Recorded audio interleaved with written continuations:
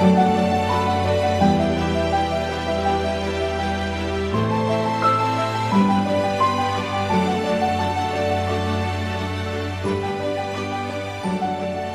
this table, properties of different membrane materials have presented. The properties such as hydrophilicity, range of pH value, temperature, molecular weight cutoff, and oxidant tolerance.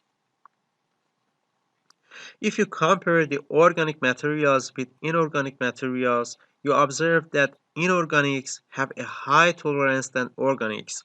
For instance, the pH range for the inorganic materials is between 0 to 14, and there is no limitation for these materials. But you can observe the limitation for the organic types. There is also a significant temperature difference between them.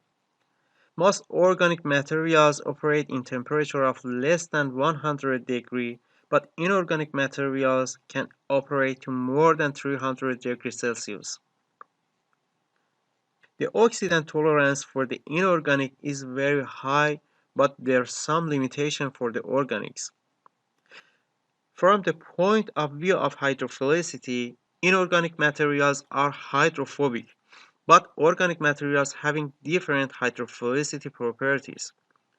At first, let's have a description of hydrophilicity property in the membrane.